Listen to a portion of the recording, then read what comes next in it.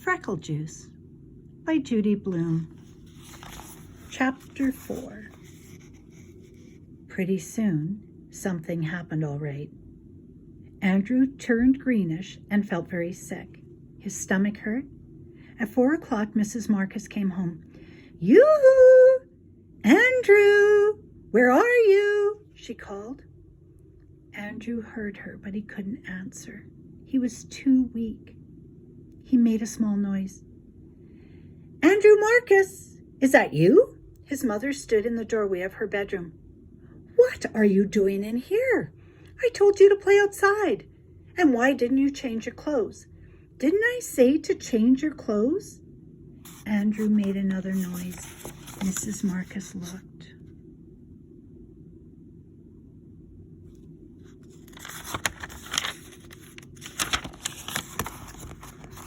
Mrs. Marcus looked at his face. "Andrew, you're green. Absolutely green. Are you sick?" Andrew nodded. He was afraid if he opened his mouth, he'd lose the freckle juice. "What hurts?" Miss Marcus asked, feeling his forehead. Andrew moaned and held his stomach. "Oh my, appendicitis. You must have appendicitis. I'm going to call the doctor." "No, I better just drive straight to the hospital." "No, I'll call the ambulance." Andrew shook his head, but his mother didn't notice. She said, "Don't you move. I'm going into the kitchen to phone. I'll be right back." Andrew rolled around moaning. Mrs. Marcus came back to the bedroom in a hurry. "Andrew Marcus, I've just seen that mess in the kitchen. Did you or did you not make something and eat it?" Oh no, he'd forgot to clean up. Now she knew. Well, he didn't care. His stomach was killing him. "Well, young man, I'm surprised at you. Surprised. Mrs. Burroughs offered you milk and cookies and you refused. Then you came home and you made yourself an I don't know what, and scared me half to death, thinking you had appendicitis. I always thought you were more sensible. Andrew, I just can't believe it." Andrew closed his eyes. "Now, young man, you are going to bed." Andrew thought that was the best idea he'd heard in a long time. Mrs. Marcus gave him 2 spoonfuls of pink stuff that tasted like peppermint, and then she tucked him into bed. Maybe the freckles would come out while he was sleeping. Right now, he didn't much care if they ever came out. He hated Sharon. She had done it on purpose just to get his 50 cents. He'd show her. She'd be sorry someday. He drifted off to sleep.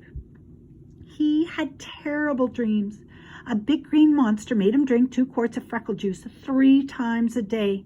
Every time he drank it, the monster got freckles, but Andrew didn't. Andrew woke up sweaty. His stomach still felt funny. His mother gave him 2 more spoonfuls of that pink stuff, and he fell asleep again. The next day, Andrew stayed home from school. He only looked in the mirror once. No freckles. He wasn't surprised. At noon, he drank some hot tea. He wasn't ever going back to school. Sharon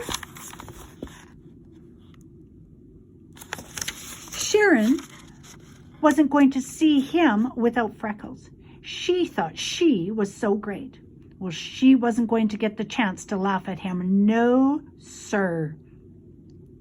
But the following day, his mother woke him up and sang, "Time for school. Rise and shine. Don't forget to wash your neck and behind your ears." She pulled the covers off him.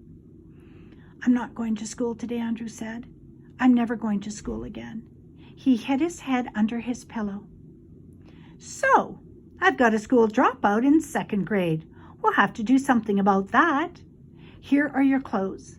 I want to see you up and dressed before I count to 15, or you're going to take 3 baths a day every day for the next 10 years. Andrew got dressed. He ate a breakfast bun and drank some milk. But he couldn't let Sharon get away with this.